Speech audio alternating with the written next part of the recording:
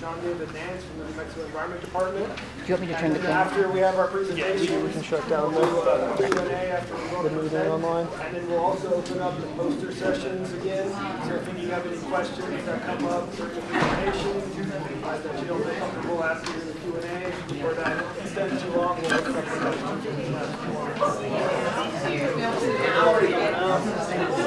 Presentation up here.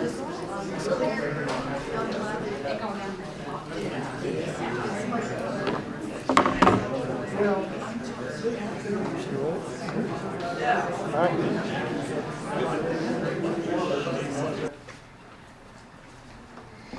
Good evening, everybody. Thank you all for attending. Again, my name is John David Nance. I'm the Hazardous Waste Bureau Chief with the New Mexico Environment Department. And pretty much I'm going to be starting off going over a little bit of the site background, kind of the typical information. If you've been to these before, you've probably seen the slides, heard the talk a little bit, but just kind of rehashing just to keep that information going, and also for any newcomers that we have.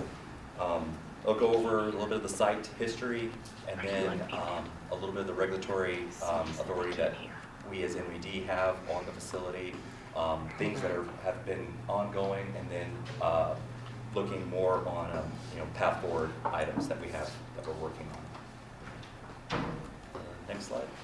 Hold on just a second. Real quick, can everybody hear me as I'm talking? No, we're having an audio issue. Okay, I'll hang on for a second. Hold We on. can hear you now. Oh, you Okay. can? Okay. Okay, good. Good deal. If by some chance I cut out, please chime in. There you go. Yeah, you can to the next slide.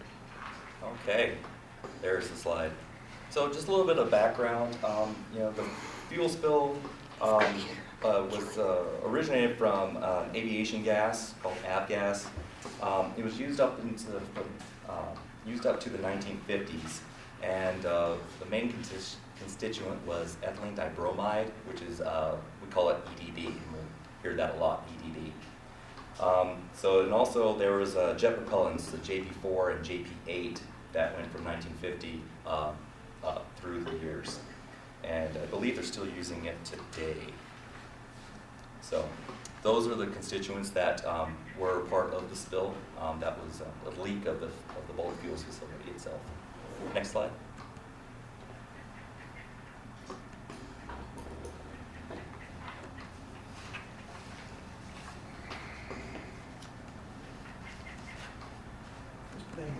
It's getting there. Yeah.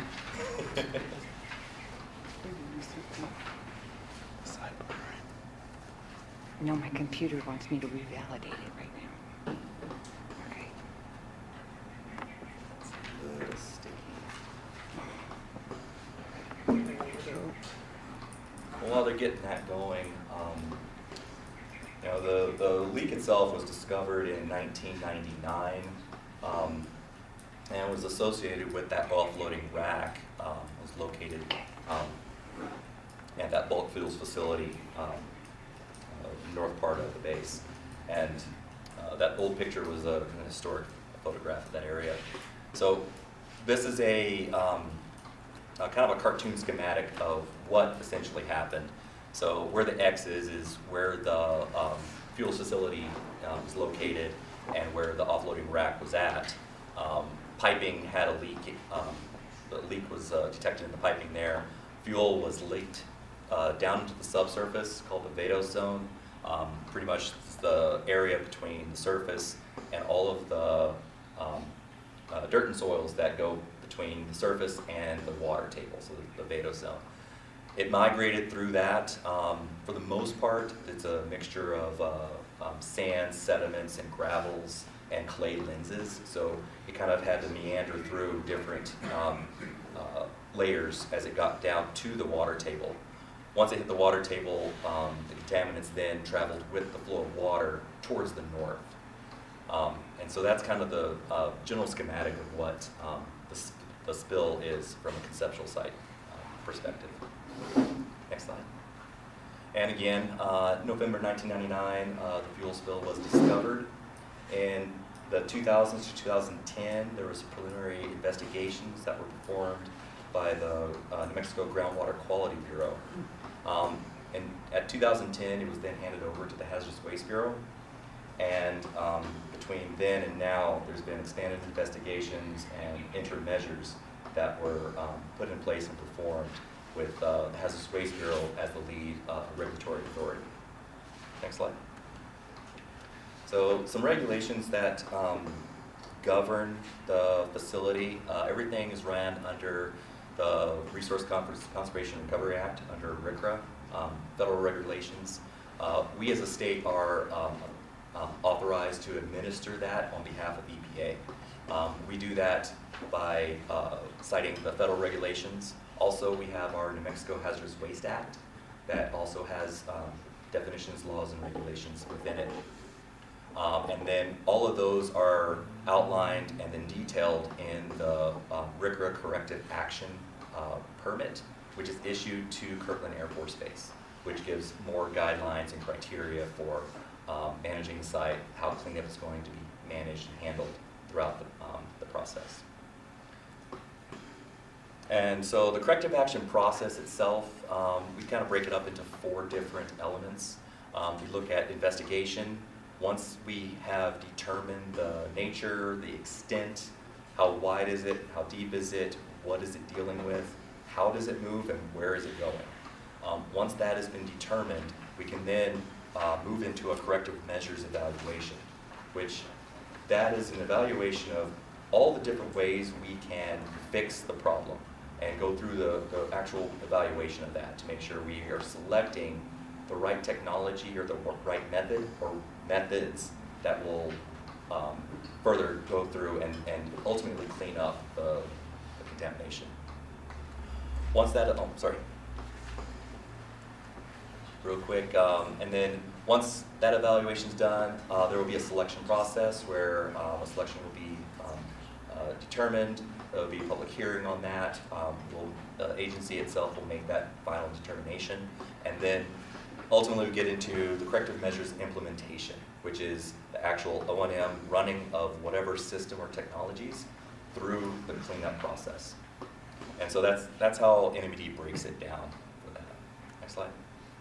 And just so everybody knows, in that process, we are at the tail end of the investigation phase. We are currently reviewing documents and looking to make sure that we have all of the data gaps filled so we can then move into that corrective measures evaluation. There's been a lot of work at this site since the start. Since 2000 till now, there's been approximately 175 monitoring wells installed, 67 soil vapor monitoring wells, which makes 323 sampling ports. So like there's different sampling points within each individual well. So there's a lot of data points that information and samples are being collected from. With that, there's been 90 sampling events since July of 2000, and approximately about 165, probably 165 to 170 documents produced that is related to all of the work that's been done at this site. Next slide. So with that, there's been on-site source characterization that has been performed, also soil vapor extraction activities and pilot studies that were done throughout the years. And then currently we have ongoing monitoring of soil vapor and groundwater itself. And that is the current monitoring that is being done at the site. Good. So it's continually gathering data so we can be further informed on how we're going to select our cleanup. Next slide. So looking at a path forward, where we're at right now is we do have the Phase 2 RCRA facility investigation report. So it was a second follow-on report from the first RCRA facility investigation report. Basically, it was to, its intent is to fill data gaps from the first report and what it had found. And so we currently have that in-house. We've been actively and collaboratively working with the Air Force and select stakeholders in doing a collaborative, not so much a collaborative, but an iterative review process in the event to expedite that review and expedite the any follow-up revisions and additional data that may be needed, so we can get to that end goal and move into that corrective measures evaluation phase. So with that, we are working with a third-party contractor. We've been doing that for a while now and continue to do that, just to provide additional support, additional technical support, and also providing additional, I'd say, workforce, so level of effort for larger documents, and still being able to move along the regular documents that we receive throughout the process. But that's still ongoing, and we are, about almost 2 years ago, I stood at this podium and was like, we're going to actively hire and we're going to build our team up. We have been doing that, and NMED specifically, has Waste Bureau, has added additional staff to the Bureau as a whole, has gone from a 65%, actually it was almost a 50% vacancy rate, down to 80% of having people in the Bureau, actual employees in there. So our vacancy rate has greatly dropped. We've actually added in a few more people that are supporting us, especially on this project, and so that's also helping us with our data reviews. So we're going to continue kind of working through that, making sure that we have appropriate people that are able to support and do those reviews, help us get through this process, and also continuing working with the Air Force into trying to get that investigation phase complete, and then we can move into corrective measures implementation. And I think next slide. So that covers that one. Yep. So we are actively communicating with the Air Force, like I had mentioned before, and we're also working, trying to keep a stakeholder engagement and also open communication as much as possible between major stakeholders, the Air Force, and also NMED. As much as possible, we try and make sure that we're reaching out, getting that information, receiving calls as needed, and making sure that we're working in a collaborative effort. So I think that's all of what I have. Again, I think Ryan's going to go over more details from his side, and we can field any questions after he finishes. Yeah. I was just wondering, I know that you're reviewing the document right now. Yes. On the quality of the next phase of the program, which will be how you're going to treat the benzene pool. Correct. When do you expect the NMED to have completed that document? So we've been working with the Air Force. As we're going through that review, we've been identifying areas where we need a little extra information, a little additional details, so we can be able to inform our review. We did receive that. We did have a little setback with the government shutdown, where we weren't able to have ongoing communications. That's back up and going. We are working on that right now. I expect that we'll probably be going through the spring, at least through that, to make sure that we have all of the data has been checked and that we do have all the data gaps filled. So you guys don't have a hard deadline that you're working to at this point in time? Not at the moment. Definitely trying to do it sooner than later, obviously. But we are trying to make sure that we are covering all of the different data gaps that we were finding and that were identified from the previous report. Will NMED have a public meeting to discuss the findings of that report and how it will go forward from here?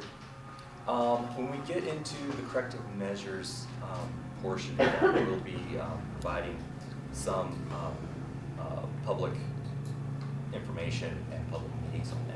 So. And I might be able to answer some of these questions, and we can have John David come back up during Sure, Q&A sure, too. I'm sorry. So No worries. I no just worries. don't want to repeat anything I'll cover.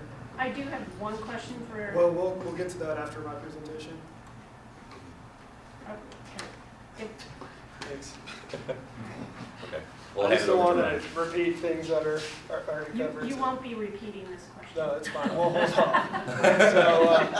So, again, my name's Ryan Wardman. I'm with the Air Force Civil Engineering Center. I'm the project manager for the Air Force on this. So we'll be going over some of them, a little bit more recent data and touching base on some of those key regulatory points that John David brought up. So if we go to the next slide. We'll be covering the ethylene dibromide dissolved phase contaminant plume, the current intra-measure efforts for that plume and how that's changed over time, as well as the benzene contaminant plume. We'll go over some of our more recent investigation or supplemental investigation activities about comparing groundwater sampling techniques. And then the key document and the milestone document for us is that Phase 2 Resource Conservation Act RCRA facility investigation. We'll call it the Phase 2 RFI report because I don't want to have to repeat that every time, but that's our major milestone document that we'll be highlighting today. Next slide. This is our ethylene dibromide EDB plume footprint. It's a dissolved phase contaminant plume. So just to reiterate how these are created is the fuel migrated from the release point, contacted groundwater. When it contacts that groundwater, contaminants from that fuel dissolve into groundwater, and these plumes are maps of water with contaminants within it, and we're showing all the contaminants at or above our cleanup standard for this site, which is the EPA's maximum contaminant level. It's a drinking water standard, so we're mapping everything at and above that standard with these plume depictions.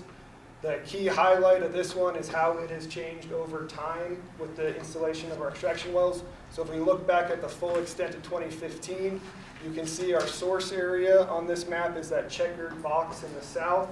That's where the fuel contacted the groundwater, right next to that area. It then migrated with the groundwater to the northeast and was heading towards drinking water supply wells that are located to the northeast of this plume.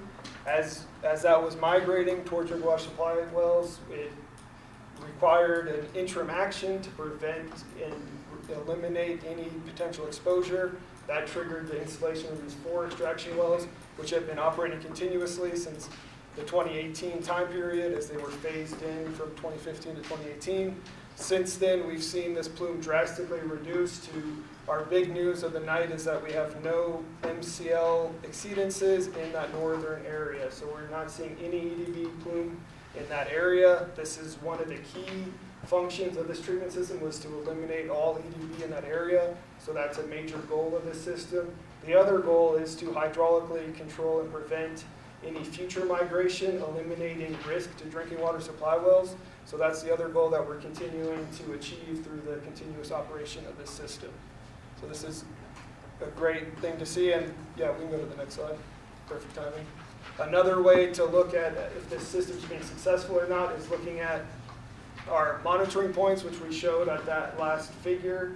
That's how we came up with those plume depictions, is from our monitoring wells. We have 174 in this area, in the entire plume network, and we can estimate the mass of EDB based on what we're seeing in these monitoring wells. So back in 2015, we estimated a mass of around 120 grams in that target area. We then started pumping, removing the mass, and what we're seeing on that orange line is that mass going down as all the EDB leaves that area, which is what we saw in that last figure. The other point on this slide is the blue line, which is our mass of EDB going up, and that's what we're measuring coming into our treatment system. So if the EDB mass is leaving our environment, we want to see it coming into our system to make sure we're capturing everything. And this inverse correlation of these two lines is exactly what you want to see from a successful pump and treat system. So this is a great, another line of evidence that we're actually capturing what we're seeing leave the environment from our monitoring wells. So next slide, please. So the ethylene dibromide, that's our main risk driver for this site. That's what implemented that intra-measure to cut off the exposure pathways and eliminate the risk. However, there are other fuel-related contaminants at this site. Benzene is one that we highlight to show our entire source area. There's other fuel-related constituents, but they all fit within this benzene plume footprint. The main thing we're highlighting here is, again, we're showing above that exceedance level, so the maximum contaminant level. We're showing everything above it. It's above our cleanup standard, so this is something we would target as we continue through the process in that corrective measures evaluation phase that we just talked about. That's what we're going to target, is everything above the cleanup standard. Why we're not doing something currently is because over this time period, this plume has not been migrating towards drinking water supply wells. Thus, there's no exposure pathway that's complete and no risk that needs to be mitigated as part of an interim action. So this is something we continue to track. Every 6 months, we redepict that plume map to ensure that there is no unanticipated migration that would require an interim action. So next slide. The sampling comparison study that we've been doing. So at this site, we have 174 monitoring wells. We utilize 2 different sampling techniques to collect samples. We use passive sampling and then low flow sampling. What passive sampling is you take basically a bag, we call them passive diffusion bags, full of deionized water. You drop that into a groundwater well, so into your groundwater. You let that sit there for up to 3 weeks, and it equilibrates with the groundwater around it. You then pull that up as a biopsy of the groundwater to collect your sample. You then take that water out of the bag, send it to your analytical laboratories, and they give you a concentration. Low flow sampling is a little bit different because you're installing a pump that pulls water out of there. And the idea of low flow sampling is you're pulling the well water out, and you start pulling in natural formation water surrounding the well. And as that natural formation water comes in, then you start collecting your sample, ship that off to a laboratory, get your concentration results. So our requirement for MetaMeD was to compare these 2 techniques to make sure we're getting comparable results. So starting in Q2 2024, we started doing this, and we got approval to collect 8 quarters in 2025. So we just started collecting our 8 quarters of data at these 4 well locations. How this study looks like in the field on the next slide is we send the low flow sampling pump is on the top of this figure, and that's connected to the passive diffusion bags. This whole assembly gets dropped into the monitoring well at the same time. We leave the entire assembly in there for 3 weeks for those passive diffusion bags to equilibrate. We then turn on the low flow pump, collect our low flow sample, and then pull the entire assembly out and collect our passive diffusion bag samplings. This has been implemented to reduce disturbance of the aquifer and the well itself, as well as be able to collect those samples as close time as possible to get the closest representative results that we can compare to see if we're actually getting different results from the techniques and eliminate other variables that could give you different results. So on the next slide, we're looking at, this one's kind of hard to see from this image here. We also have it on the poster in the back, but these are just some of our preliminary results. The blue dot is passive diffusion bag concentrations, and the orange dots are low flow sampling, and we're seeing them being highly comparable throughout the time periods that we've been doing this test.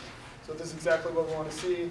Our goal is to collect those 8 quarters and then run statistical analysis on it to confirm that there's no variation of these 2 results, that they both give us a good snapshot of the groundwater concentrations for these contaminants. So next slide. This is the RCRA process slide again. Just want to highlight again that we're at this RCRA facility investigation phase. This is the critical phase to completely define nature and extent of contamination. The next couple of my slides will be discussing the phase 2 RFI report, which is our milestone document to get us into that corrective measures evaluation, where we can start looking at addressing the remaining contamination at this site that we highlighted on that benzene plume figure. So going to the next slide.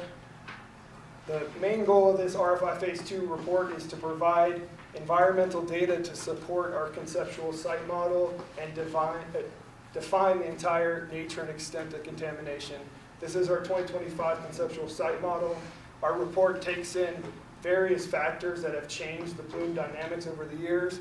It includes our soil removal down to 20 feet, removing all impacted soils at the release point, as well as that intrameasure effort that's pulled back all the EDB, the dissolved phase contaminant plume, to where the fuel actually contacted the groundwater, is where our source area plume is, where that benzene plume is, and as well as our smear zone, which was created from the changing water level at this site. We've actually have quite a variation in our water level over the time frame of this site. What we're showing here is the fuel contacted the groundwaters in about the 1980s time frame. Since from 1980 to 2009, we saw a decrease in the water table, creating a smear zone, because as that water drops, that fuel that's sitting on top of it is also going to drop. At 2009, we started seeing a rebound due to water conservation practices by the city of Albuquerque and Bernalillo County. We saw that rise up, and we create this smear zone that is partially submerged and unsubmerged, which will be a main focus of the CME report. So this RFI report wants to fully define where that smear zone is, which we can look at on the next slide. Or this is just the update that John David went into as to where we are with this report review process. So we can go to the next slide. The El Napple extent, we use data to visualize where the contamination is. We need to define that smear zone extent that we just talked about, as well as the migration pathway. So the next slide is actually a report figure. Oh, yeah, right here is a report figure that we utilize to define where that smear zone is. So the yellow shape there, that is our El Napple's smear zone lateral extent. What we're using to define that is what we call benzene effective solubility. So basically what effective solubility is, the simplest way to explain it is it's when you reach a maximum or equilibrium between your fuel benzene concentration and the water concentration. So a good experiment that you can do to see effective solubility is if you have a glass of water and you put salt in it and stir it in, it keeps dissolving, but at some point the salt will start making crystals. That means you've reached that effective solubility. You're no longer going to see that salt dissolve into the groundwater. So benzene does something similar. When it has a specific concentration of fuel, it's going to at some point no longer dissolve into that groundwater. So we're saying at this level or above, you're either proximal or right next to where the fuel had contacted the groundwater. So that is our effective solubility plume footprint. That's not our only line of evidence to define the smear zone. We also utilize direct fuel measurements. We call them El Napple gauging events, where you, at your monitoring well, you have a probe that can actually detect the different phases of liquids. It'll tell you if you're seeing any fuel on top of your water in your well. And we've been doing that since 2007, and those are the darker circles around the groundwater wells. And those where we've actually seen El Napple lines up directly with where this effective solubility plume is. So those are our two lines of evidence. And since 2009 water level rise, we haven't seen any large amounts of fuel at the water surface. They've all been sheens. We're mapping anything that's 0 or 0.01 feet of fuel thickness is what we're mapping on that area. So now that's the lateral extent for where the fuel contacts groundwater. We also need to understand the vertical component of that.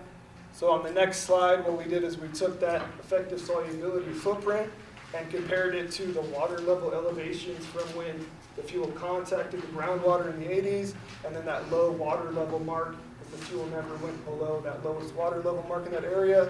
And you extrapolate that, and you can get a three-dimensional smear zone from that transposing of that image we saw in the last slide. Next slide. The migration pathway, that's the other component of the El Napple extent. That's how it came from the source area down to the groundwater. At this site, we saw it travel relatively vertical throughout the site, except for one geologic unit. We designated it as the 250 clay layer within the Phase 2 report.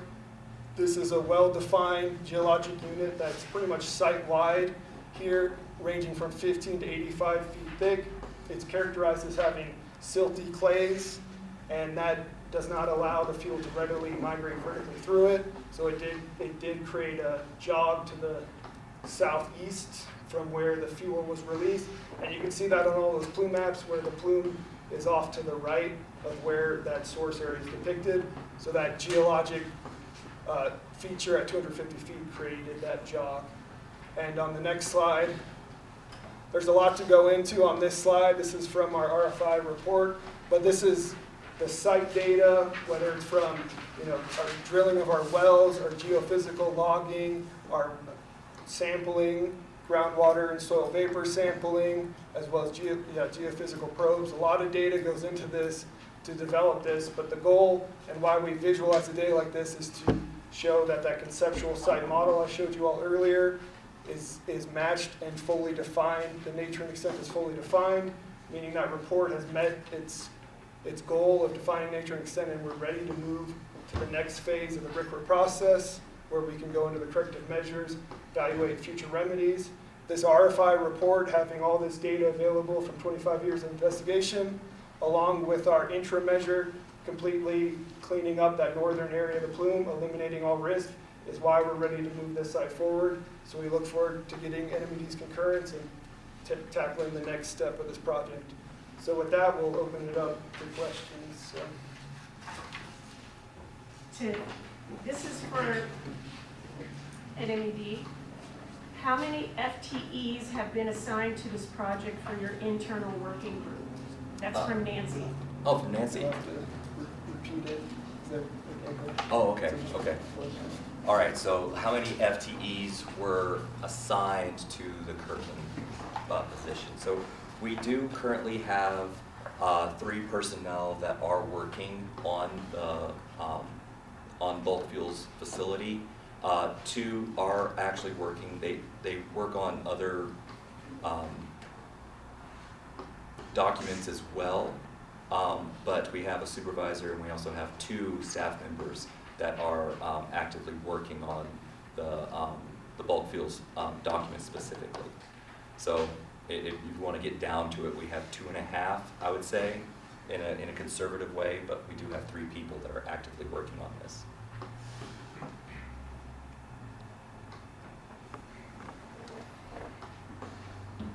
Any more questions? Is that enough people? I mean, would you plan to staff up more, or is that? Oh, yes. Oh, yeah. To add on to that, yeah, we are, like I said, we are still have a few vacancies that we are actively working to hire to. And the idea is to move towards a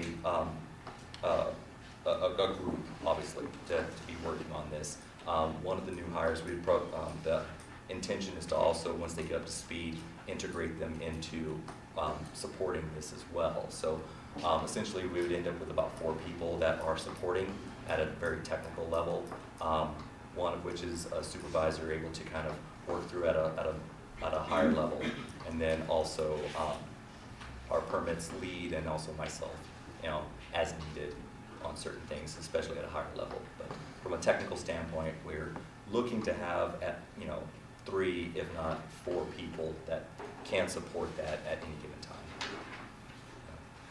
Unfortunately, we do have a lot of sites in the state that we're also working on, but we are adding in additional people and looking towards at least about 4 people. Which one of your what's the most important site throughout the state? Well, they're all important. I mean, which one has the most FTEs as presently? Oh gosh. Wow. Sorry for the inquisition. No worries, no worries. We do cover DOE facilities in the state. We have a group dedicated to the waste isolation pilot plant down in Carlsbad, the website, and we also have a dedicated group to the Los Alamos National Laboratories Those facility. are like the biggest teams. And those are teams. correct. Those are our biggest teams. I would say Lannel's the biggest team, with being close second. Thank you. Yep. Yes. I had 2 questions. One, as the water table dropped, that smear that you're talking about, did the pumps or the well depths have to change for that? So the question is, how did we account for the water level dropping as far as where our wells are screened? So the water level was dropping from 1980 to 2009. Most of our monitoring wells, our first time we encountered the fuel was in 2007. So as far as it dropping, it was never really an issue because we're still investigating, still installing wells. But actually, as it increased, that's where we started seeing some of our wells be submerged, because we targeted that 2007, 2009 water level. And we actually, in 2018, 2019, all the way through 2021, we installed numerous other wells. There's a poster about the new wells we've installed to address that rising water table. So we've had to put in additional monitoring wells because of that changing Okay. water level. And then just the other question with the benzene. So I know you're saying it seems like it's not moving, but again, if you had either like a drought event or a flood event, what could you see being kind of consequences of that? So yeah, the question was, if site conditions change, could the benzene plume potentially migrate or change its shape? And the answer is yes, and that's why we continue to monitor it every 6 months. However, we've seen site conditions change drastically with that water level change and everything throughout the site, and it hasn't changed under those conditions, so it would have to be a pretty extreme condition that we're not really foreseeing based off of all the data we've seen. We've done water level studies out in the future. We're expecting to continue to see a rise, which means that gradient's going to stay relatively flat. But again, yeah, there could be changing conditions in the future that would change that. But hopefully we're in the corrective measures phase by then and addressing it directly. So. And just to add on to that, once we do get to that corrective measures phase, there would be still ongoing monitoring to make sure that the measures being put in place are effective and working, and that if any additional changes need to happen, they can based on those new conditions. So if you were to, oh, I'm sorry. No, you're fine. You're fine. I was just So checking. if you were to plot this benzene cloud, and what you've got is a solubility ratio, which kind of tells me that there's a secondary cloud that is already soluble in the water table, so it will be a little larger. How would a look of the carcinogenic level of benzene look for this soluble cloud that exceeds the current non-soluble measurement? Yeah, you want to go to that effective solubility slide again? And you guys have a lot of sampling now, so I'm guessing you know where that edge would be. Yeah. Or you're not. It's slide 14. You need your magic again because it's not Just going gotta in there. open presentation view, not the actual slide. Okay. So on this one, so what we're showing here on our monitoring wells, the question was the difference between this effective solubility plume and the benzene shell in general. So all of this is groundwater data. So this is all benzene that's dissolved into groundwater. So we don't have, we're just using it as a proxy data set to represent where fuel is located or historically located at this site. So where we've actually measured fuel, that's where those darker circles are on this image. And it's dispersed. It's not, there isn't we haven't seen a mobile source of LNAPL at this site other than sheens on top of the water table. Would that pink region then be approximately where the carcinogenic levels of benzene could be found, or is it larger than that? Well, this is representing again that maximum contaminant level, which is a drinking water standard. So we're mapping the level that would potentially pose health risks if you drank this water. But again, this one is not located proximal to drinking water wells and not migrating towards drinking water wells. But this is the level that would pose a risk. That's So why if I we're stuck a mapping it. straw down next to the pink column, I'd be okay. But if I were in the pink column, I'd be in trouble. Yeah, you might want to test it for other stuff. I don't want to say yeah, that's basically the gist there. Thank you. I'm looking at the spreadsheet up there in the upper left-hand corner, and it looks like there was, in quarter 4, 2023, there was only one sample that exceeded So I guess that exceeded the solubility limit? yeah, so the question is the top left table here. What we're showing here is what we're directly measuring from our gauging event. So that's if we detected LNAPL on top of our groundwater when we do our gauging event. That's what it's showing. So only one location had detectable LNAPL, and that's at 0.01 feet or greater. So that's and then the effective solubility is from the monitoring data. So we have that information from all those wells in that same quarter. So even though only one well had measurable LNAPL, that entire area exceeded that effective solubility value. I think we have some online questions. We do. One is from Nancy. Has there been any EDB detection on the ABC Water Authority monitoring wells? No. No. Hi, Nancy. So the question is has there been any detections of EDB in the Water Utility Authority wells? And Kelsey's in the room. That is a no. There has been no detections of that in those production wells. And in the monitoring well. And okay, and also in the monitoring well that they have. Okay. And John Wilkes has his hand up, so I don't know if he can actually ask his own question or if. Yeah, if he types it in the chat. I think if you have any questions online, if you type it in the chat, that'll be easier for us. Okay.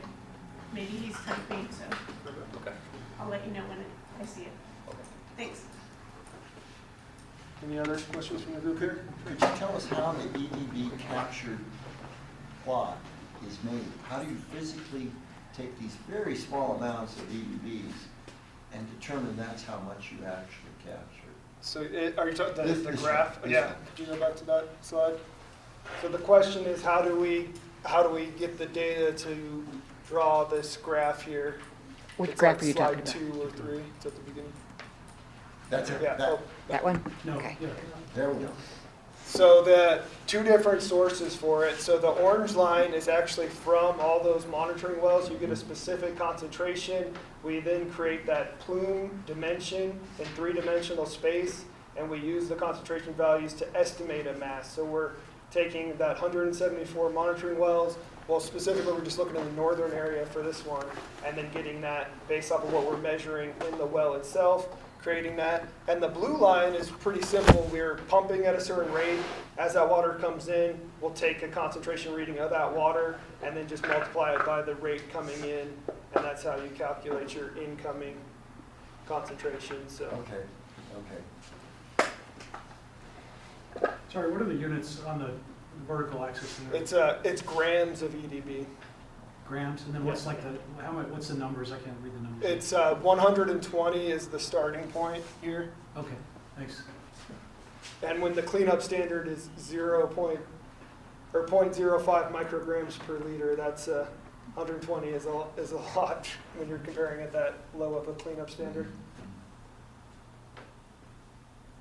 Can you help us visualize like how much Great, EDB is great that? question. Yeah, the question Like a was, shoebox or? yeah, what? So for the, I usually do this one, so you caught me on the analogy here. So that's my thank you for that question. The question is, what is 0.05 micrograms per liter look like? And the best example that I've used is if you took a drop of water and put it into an Olympic-sized pool. So a drop of EDB put into an Olympic-sized pool, that would give you your screening criteria there. And how much did you pull out with the blue line there? What's like the max, the total? Well, we've got up to a little bit under 160 grams totally pulled out of that northern area. Doesn't seem like a lot. I mean, No, it's not a lot, but it's these, like these less than a pint. It's like less than a pint, okay. Yeah. The Interesting. system is processed a little under 2.5 billion gallons total. Okay. So Okay. yeah, it's a little bit of EDB, but in a lot of water. Sure. Yeah, I was just curious how much of the bad stuff there was. And the cancerous, or let's say the recommended drinking water standard is 0.02. 0.05 for 0.05. EDB. Okay. I just wanted to help to understand the benzene plume map. Okay. So even though it seems like it's gotten smaller, why is it that the concentrations are greater? So that's another, going back to the rising water table there. So the question was, as we go through time here, we see the concentrations increasing on the benzene, and the reasoning behind that is that as that water table rises, it's contacting that smear zone that we showed, and that'll dissolve more contaminants into the groundwater, and that the fact that it's still staying in the same place really shows to how flat the groundwater gradient is and how this the chemical properties of the benzene don't allow it to migrate as readily as EDB, but we are seeing an increase in concentration, and that's something we're going to have to tackle in the corrective measures phase. So you guys were at odds a while ago on this sampling bag method.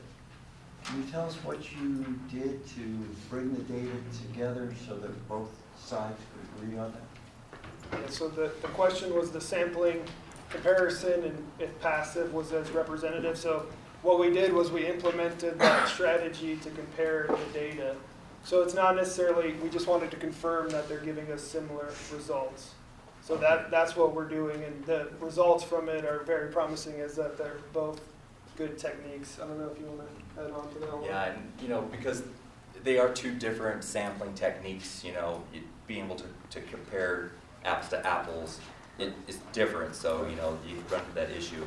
But essentially we wanted to try and run a level of statistics and also look at data over a period of time to make sure that the results from one method are comparable to the other method and would be able to generate data that would be usable moving forward. So Are you talking 3 sigma data, 2 sigma data, 1 sigma data? that's above my pay grade. I got some really smart people that can tell you that, but The trick on those statistical evaluations is we need a large enough data set to run the evaluations on. So that's what we're. Do you have that now, or? Do No, you- we're looking for 8 quarters since we got the approval, so Gotcha. we're still a Okay. couple years out from that final report. I have a quick question on the benzene. It sounds like you're, maybe the next phase, you're gonna figure out the corrective action or how you're gonna correct that, I guess? And does that report, does it also give some estimates as to the cost? Or do you have any idea of what that is, or is that kind of part of the report? Yeah, so the question was the cost to address the benzene plume, and that is the corrective measures evaluation. That process entails us presenting to the state multiple remedial solutions to address this, whether it's multiple technologies. And then part of the process is you look at those technologies, you pick the most feasible strategy and protective, and cost is a part of that analysis. So that would be something we'd figure out in the next phase as the remedies actually selected. Do you have any rough order of magnitude now, or? Well, we've spent around 140 million to date, and we've tackled that northern portion and we've done a lot of investigation data, but that's what we spent to date. So it's somewhere probably in that ballpark as we continue to move forward. And then as far as the technology for the benzene plume remediation or whatever, is that all existing stuff, or are you gonna recommend stuff that's never been used before, or any of your processes, are they kind of novel and never been used before anywhere else? Or Yeah, so the question was, where do we get our technologies that we'll select? So the benzene, it's in every fuel, so there's gas station leaks, there's a lot of technologies that are viable. The other thing we've done on this site is we've done small scale pilot tests utilizing specific technologies, and those would all be evaluated as potential depending on how they actually responded at this site specifically. Thanks. I have a question about the 250-foot clay layer. In some of the posters, it said it was a confining layer or a permeable layer. So how did the plume get through it? So yeah, you want to go to the clay layer? I think the last slide will work. So the question was, how did the fuel penetrate the clay layer? So this 250-foot clay layer, it's above the water table, so gravity's still wanting to push the fuel downward. What we saw at this clay layer is that it was pooling there at historically and shifting to the southeast, and then it started going vertically again through it. So there's a couple mechanisms as how you could actually penetrate it. One is that there's a discontinued portion of that clay layer that's either thin enough for the soil to breach through or just not existent. We haven't seen that in our monitoring data. And the other one is you just build up so much hydraulic head that you actually can start penetrating through that clay layer as well. So the main point as we move forward is that we know exactly where it penetrated through that clay layer, and that's captured through our soil vapor monitoring point, which is those 323 soil vapor points. That gives us an idea of where the fuel migrated, because the highest concentrations of that data is right where the fuel itself is, because that's right where it's off, or where it was historically, because it's in off gases. That's what we're measuring, is basically the vapors off gassing from the fuel that's absorbed to soils. Okay, any question? Do you guys have an estimate on how much fuel you have in the soil? So the question was an estimate of the total fuel release. So the nature of this release makes it very hard to estimate it because it occurred over decades, and a relatively small amount would be released every single time. Based off of what we've seen in the environment as well as fuel records, it's somewhere between 2 and 4 million gallons, which is not, it's not, yeah, it's a lot. What we've done to date, though, is that 20 feet of soil removed from the surface, which was 3,000 cubic yards of soil, and then through 13 years of soil vapor extraction, we estimate about 750,000 gallons were removed through that process. And this is an old release, so a lot of it's absorbed to soils in that vadose zone. So we don't see mobile fuel in that area. Is there bacterial action in that soil as the stuff sits there? Yeah, if you go into those hotspot wells, there's 0 oxygen in all those wells, so that shows you that the microbes have gone in there and used up one of their, the food isn't the limiting factor, it's the oxygen is limiting it. So there is activity in and around both the benzene plume and in the vadose zone. Do you guys ever see yourselves putting down some sort of a bubbling well that would? Yeah, air sparking technologies. There's things we've looked at. Bioventing is one that we've implemented as a pilot test to see if that could stimulate the microbial activity. So those would all be presented. Our data from those pilot tests would be presented in the CME. So we have looked at those technologies. Will that be the last step? Because that stuff is relatively stable and it's not going to move around too much. Will you guys, as you get to the point where like the EDBs, the plume is essentially gone now, except for close into the well. When the benzene system has been cleaned up, will you still try to clean up that vertical column? So are you talking about above the water table? Yeah, so we would, that would all be evaluated into the CME, so I can't give specifics, but Right. We would have to address all the contamination, and the main focus of that vadose zone would be anything that could potentially impact the groundwater in the future, because that's our complete exposure pathway. You can't get exposed from the soil because that's all removed from the surface, so we really focus any vadose zone technologies to eliminate future migration towards groundwater. Do you see that as the last step to investigate? It would, I mean, as part of the CME, you roll out various technologies at the same time, so they Yeah. likely be at the same time, but that's why we need to get to that CME phase so we can give a more prescriptive response to that question. Do you guys track movement in the column, in the soil column? The soil, I think we might have a poster here. That was something I went into the last one, is how that soil vapor data, that's what we use to show where it is.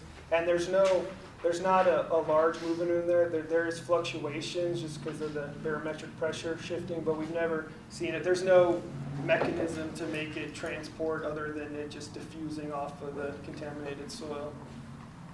So I couldn't read the chart you showed, but how thick is that smear zone? I guess, like, how vertical dimension on that? yeah, do you want to go to the smear zone chart on that I one? just couldn't read the numbers on it. Yeah, I don't have that one off the top of my head. The vadose zone itself is 450 feet thick. You're talking about this one? No, the vertical extent. Oh, the vertical extent, A sorry. little 3D image of the, well, maybe that's Yeah, it shows about 100 feet. 100 feet, okay, nice. Interesting, so is that groundwater buried that much, I guess? That's from the 1980s to 2009. Okay. But all right, well, we're coming up to 7. We still have this place for a while, so I do want to open the poster session back up for people that want to ask questions on a more one-on-one basis. So I appreciate everybody asking their questions and participating, and feel free to come back to these posters. We got project staff with these badges and MED staff as well that can help answer questions. So thank you all for coming out. Thank you.